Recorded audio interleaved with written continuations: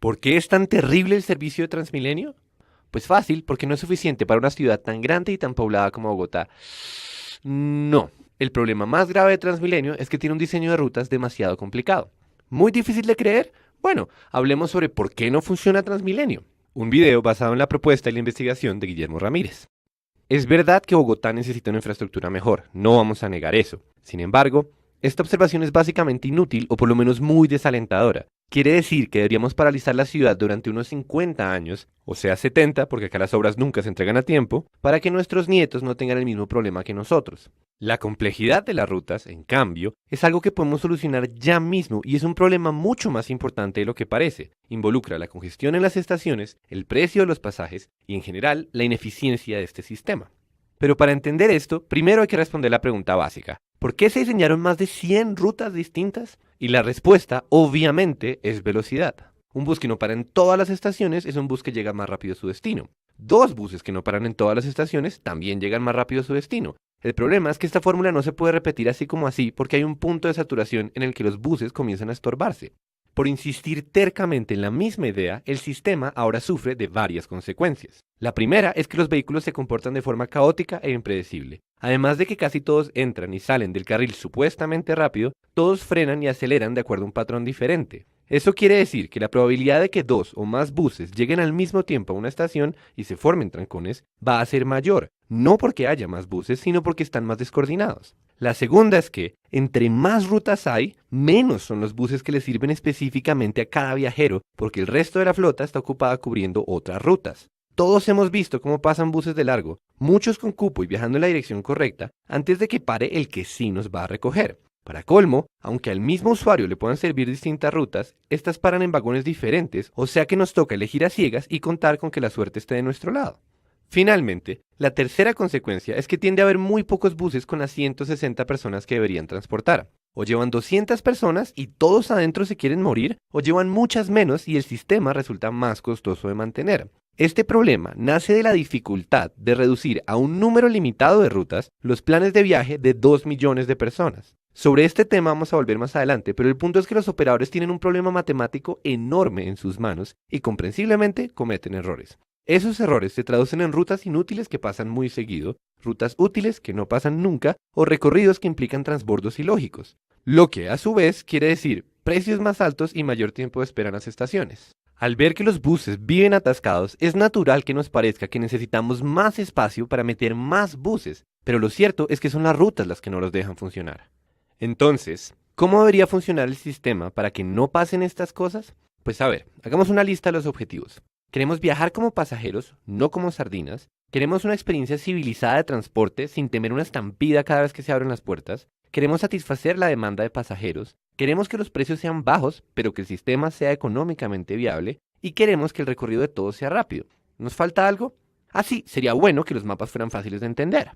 Todas estas cosas apuntan hacia la necesidad de un diseño mucho más eficiente. Y se puede. Veamos cómo sería. Esto es un mapa con las estaciones más importantes de Transmilenio. Lo primero que tenemos que tener claro es que cerca del 70% de la flota debería ser rutas corrientes para evitar los problemas que ya mencionamos. Lo segundo es que la clave está en conectar los extremos de la ciudad con el corazón. Esto se debe a que Bogotá, como muchas otras ciudades, se comporta como un sistema cardiovascular. Por las mañanas ocurre la diástole, o sea, la gente se desplaza de la periferia al corazón de la ciudad. Y por las tardes ocurre la sístole, o sea, la gente se desplaza del corazón a la periferia. Entonces, hablemos de rutas. Resulta que basta con que haya dos rutas corrientes que conectan a cada portal con el corazón de la ciudad para que cualquier destino sea accesible desde cualquier origen con máximo un transbordo, y el transbordo sería para el caso de los viajes menos frecuentes. Por decir cualquier cosa, para ir desde Ciudad Jardín hasta Mundo Aventura habría que hacer un transbordo, pero esto pasa porque es imposible diseñar una ruta que le sirva específicamente a cada viajero. ¿Y por qué solo 2 rutas por portal? ¿Por qué no 3 o 4? En parte porque entre menos rutas haya, más nos acercamos al ideal de que cualquier bus le sirva a cualquier persona. Pero en parte también porque las estaciones con menos capacidad solo tienen 2 vagones en los que la gente puede esperar, y cuando las filas se mezclan aparece la congestión. La gracia de este cambio es que podemos sincronizar la flota como si fuera una cadena de bicicleta y aumentar la frecuencia de los buses sin que se estorben entre sí. Pero esa no es la única razón. En un sistema lineal como Transmilenio, no debería ocurrir que unos buses viajen mucho más llenos que otros, tal como en un tren no pasa que un vagón esté mucho más lleno que los demás. En este momento, por culpa de la estructura de las rutas, el sistema obliga a los pasajeros a meterse a la fuerza al primer bus que les sirva, porque el siguiente llega después de muchos otros que pasan de largo. Eso es tan absurdo como embutir a mucha gente en la misma sección de una puerta giratoria. Imaginémonos un ejemplo extremo para que el problema sea más fácil de entender. Supongan que mañana solo hubiera una ruta que los pasajeros necesitan. Todos los buses haciendo rutas diferentes irían vacíos y los buses de esta ruta no darían abasto para transportar a los usuarios del sistema. Pues bien, este escenario se repite todos los días, nunca de forma tan dramática, pero los desbalances entre oferta y demanda se van sumando hasta convertirse en congestión general. En vez de jugar al rompecabezas con rutas que se entrecruzan y asumir una responsabilidad que no les corresponde, los operadores deberían preocuparse únicamente por poner más o menos buses en la cadena dependiendo de la demanda. ¿Y entonces qué del segundo carril? Sin duda tenemos que aprovecharlo, pero debemos tener cuidado de no dañar la sincronización entre todos los buses que recorren las vías de Transmilenio. Lo que debemos hacer para lograr esto es reducir el número de rutas expreso y el número de paradas que hace cada una de esas rutas. Acá vemos cómo podría ser ese nuevo diseño. Habría 2 rutas expreso saliendo de cada portal y ninguna de esas habría más de 8 paradas. Queremos que los buses expresos sean rápidos, que no estorben y que se detengan solo en las estaciones que tienen la capacidad para recibirlos. ¿Habría que hacer transbordos? Sí, pero en el peor de los casos, solo uno.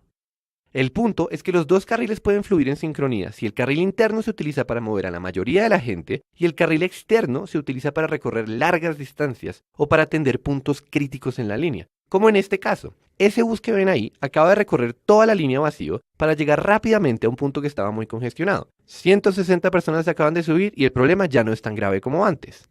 Pensemos un momento en cómo sería la nomenclatura de este diseño.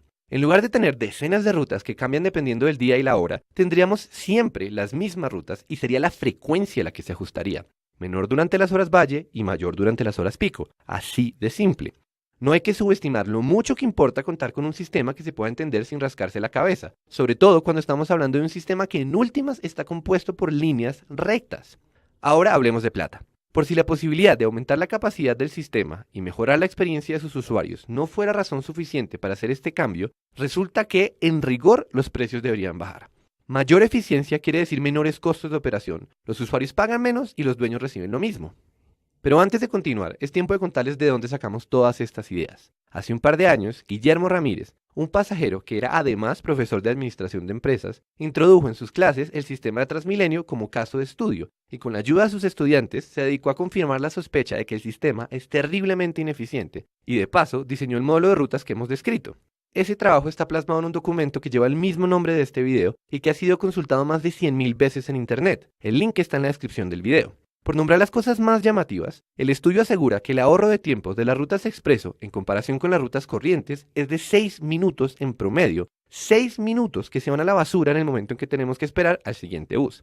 Pero ahí no acaban las sorpresas. Guillermo y su equipo aseguran que no encontraron cambios significativos en la frecuencia de los buses entre las horas valle y las horas pico. Algo absurdo. Todo esto nos lleva a la pregunta clave. ¿Cuánto dinero nos podríamos ahorrar con este modelo de rutas simples? Según el estudio de Guillermo, sería posible cobrar media tarifa en las estaciones pequeñas y tarifa plena únicamente en las estaciones en las que paran los servicios expreso. En ese escenario hipotético, tanto los que quieren ahorrar plata como los que quieren ahorrar tiempo tendrían la opción de ingresar al sistema por donde deseen, pero para explicar eso ya tendríamos que abordar asuntos demasiado específicos y el tiempo se nos agota. Lo que hay que entender es que es posible reducir considerablemente las tarifas sin necesidad de subsidios porque el sistema tiene el potencial de ser más eficiente. Y ya. Detalles más o detalles menos, esa es la idea.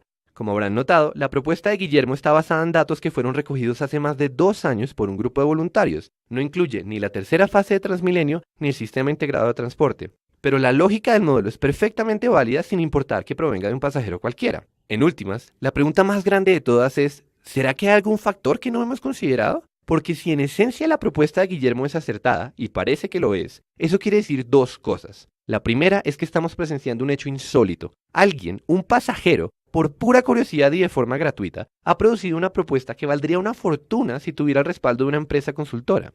La segunda es que Transmilenio no ha hecho nada con este regalo tan generoso, bien porque no saben que existe o bien porque no le han dado la importancia que merece. Hemos hecho este video porque queremos ayudar a difundir esta propuesta y sobre todo porque queremos resolver ese misterio. Pasemos entonces a la modalidad de carta abierta.